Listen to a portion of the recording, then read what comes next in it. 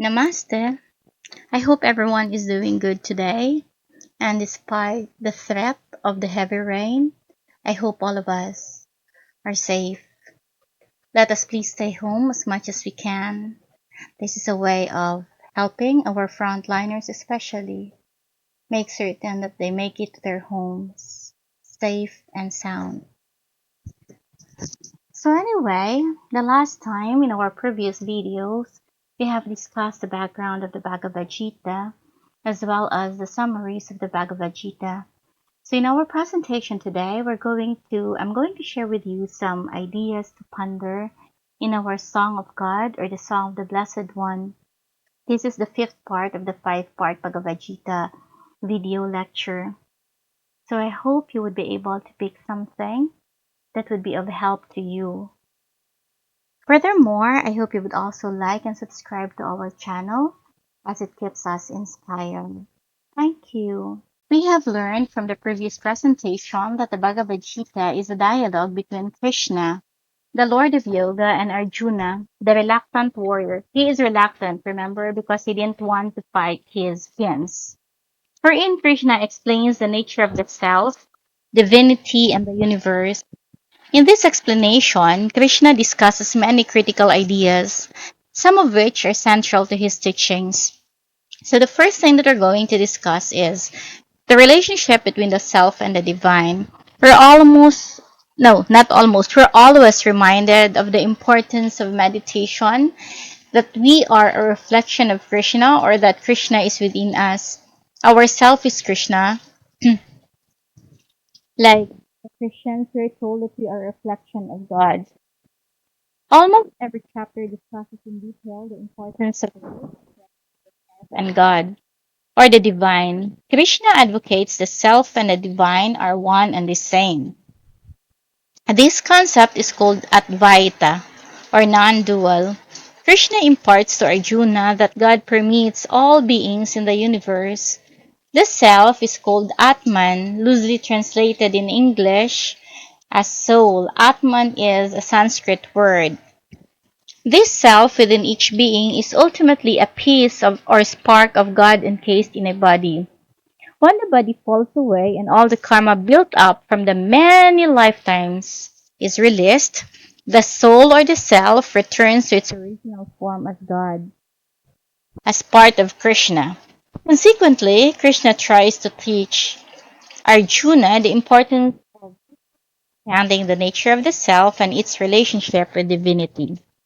Simply believing that the self and God are one and the same is not quite what Krishna is talking about. People can hold their belief but not change their way of life or living or interacting with the sensory world. Primary yogic paths to understanding this union so as to transform completely the way a person exists in the world. This kind of understanding can be explained as an epiphany or awakening, or a spiritual awakening. It goes beyond simple knowledge and requires total transformation of a person's being. I think this is really challenging to transform, to, like in the Christians, to give up what you have and follow Christ. This interpretation and many others of the Bhagavad Gita translate this kind of transformational knowledge as wisdom. The person who has reached this state of wisdom through yoga is a sage or a master yogi.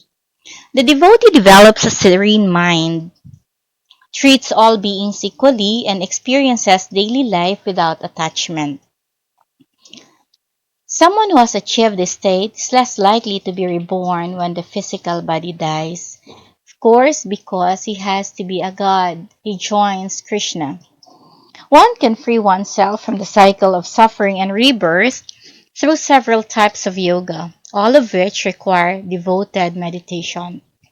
Have you ever tried meditating? Isn't it challenging when you close your eyes, you see different images of ghosts or of the things you would be doing instead of just sitting in one corner and meditating and thinking and self-reflecting? So now we know that it's really challenging just to close your eyes and do nothing. Only through disciplining the mind, Krishna said, through meditation can a person reach an understanding of the self and God. Although a devotee may meditate while studying scriptures or doing right action, the ability to focus the mind is critical in any yogic path. Krishna stresses the virtue of self-discipline because it is necessary for schooling the mind into the committed meditation that will transform a person. To comprehend the self, a person must learn to let go of sensory experiences and remain unattached to desire. People who are blown about by their senses, bodily whims, longings, and emotions cannot achieve the required stillness.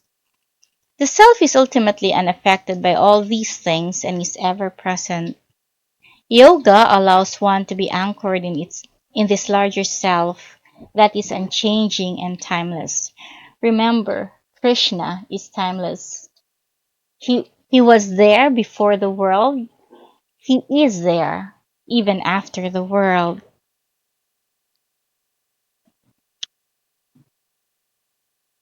Krishna, he had stressed the virtue of self-discipline, no? To comprehend the self, a person must let go of sensory experiences and remain unattached to desire. People who are blown about by their senses, bodily whims, longings, and emotions cannot achieve the required stillness. The self is ultimately unaffected by all these things and is ever present. Yoga allows one to be anchored in this larger self that is unchanging and timeless. A person attached to a physical body and trapped by feelings and desires that produce an endless cycle of suffering lacks this joyous freedom. The only way out of this cycle is to realize the true nature of the self. Krishna leads the way to Arjuna's fulfillment by teaching him how to commit his heart and mind to the yoga of action. The second thought or school of thought that I like in Bhagavad Gita is Krishna's lessons on the path of right action.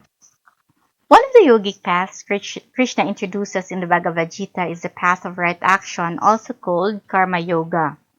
Along with the path of devotion called Bhakti Yoga, Karma Yoga is the primary path Krishna advocates in this text. He also praises the path of knowledge or Jnana Yoga, which encourages the study of scriptures, as well as the guidance of a guru or teacher in meditation and study.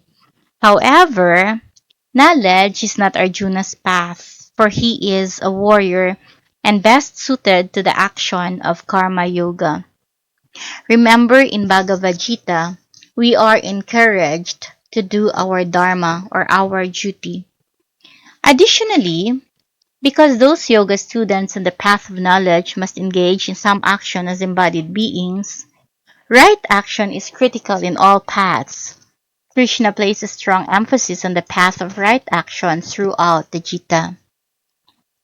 He also emphasizes that none of the paths is truly exclusive of the others. In other words, those paths are connected to each other. No matter which type of yoga is best aligned with a person's nature, we have to know ourselves, we have to know our personal nature, that's why we have to meditate. The person can benefit from integrating it with the others. This is why Krishna teaches Arjuna in detail about the yoga of devotion and the yoga of knowledge while guiding him towards the yoga of action. The yoga of right action or karma yoga features two elements of primary importance. The first is the concept of doing only what action must be done in accordance with a person's duty or dharma. Everything that we do must depend on our duty or our dharma. Depending on which incarnation and part of society a person is born into, they have a moral obligation to fulfill in life. Roughly speaking, this obligation is their dharma or their duty. Arjuna's dharma is to be a warrior. Arjuna's actions performed in alignment with his dharma to fight as a warrior are called right actions. So when we do our duty, because that is expected of us, and when we are unattached, say we're doing it regardless of whether it's a relative or not, but because it is right, it is the right thing to do, then we are doing our dharma correctly. The second element of right action is detachment, as I've mentioned, from the results of an action. Detachment or non-attachment is critical to all yogic paths. Arjuna must be detached from the outside of a given action. In this case, fighting. He's a warrior, remember? Thus, whatever action a person is called to perform must be done with a disciplined mind and detachment from outcomes. Krishna explains a devotee must be acting for the sake of doing one's duty through action. This is a true meaning of service through karma yoga, considered by Krishna as selfless action or right action. No? Duty for duty's sake is considered selfless action or the right action. The third point that I like is the path of devotion. In Bhagavad Gita, Krishna insists on devotion or love for God as an integral part of any yogic action or any yogic path. He tells Arjuna that some people can achieve enlightenment from meditation on the unmanifest God or universal consciousness. A person dedicated to this abstract route can become a sage. But the path is more difficult than the others. The path of devotion requires the yoga student to meditate lovingly on God, Krishna, while studying the scriptures or performing right actions. So it has to be in thoughts, in words, and in deeds. Basically, the yoga of devotion puts the focus on a personal relationship with a particular manifestation of God, such as Krishna.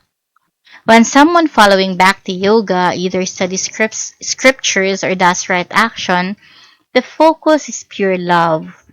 Remember in Corinthians, faith, hope, and love, and the greatest of this is love.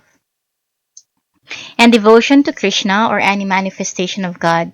In this way, a devotee focuses on love of God to achieve separation from the cycle of suffering. Because Krishna and Arjuna have a close relationship in the Gita, Krishna encourages Arjuna to take the path of loving Krishna and worshipping him through all his actions. Again, uh, for those who believe in Christ, the Bible, the great book, will tell us to do our worshipping of God, to show our faith in thoughts, in action, and in deed. In general, the Bhagavad Gita, for me, is intimately connected to one's solitary experience or sense of inner being. Either all of us, or some of us, or most of us will go through a stage in life wherein we question, we ask, am I doing it right? Am I doing it good? Am I going to the right path? Am I following the right path? The Bhagavad Gita allows us to think, to converse with our inner being and to see if indeed we are following the law of the universe. Are we loving God, the unmanifest and the manifest, with all our mind, with all our hearts, and with all our soul? And then another thing that I like with the Gita is that it focuses on internal acts of devotion, including remaining free of jealousies and hate, cultivating mercy and forgiveness. I think mercy and forgiveness are really hard to achieve, as we were told, as we grow up in the Christian community, we're told to love everyone, but then enemies are not very easy to love. Even ourselves, the worst of ourselves, is not so easy to love. And lastly, the Gita reminds us of disciplining our mind and our body. It reminds us to always know what is right and what is wrong, what is enough, what is too much. I think with that, the Gita tells us again of the inner journey that all of us face alone. No one can take it for us. No one will take it for us. Instead, the Bhagavad Gita shows us that, like Arjuna, There are things in life that we have to take alone, we have to face alone. Our fears, our joys, we have to face and celebrate alone. And then we share it with a God that is both manifest and unmanifest, like Krishna. And that is when we learn that truly joy is knowing that our self, our soul, is one with the universe. So that is all for Bhagavad Gita. I hope you were able to ponder also on some of the thoughts that I have shared, and may this slide be helpful to you. Lastly, I hope you would like and subscribe our channel. That keeps us inspired. We would really love to hear from you. Thank you and have a good day. Ciao!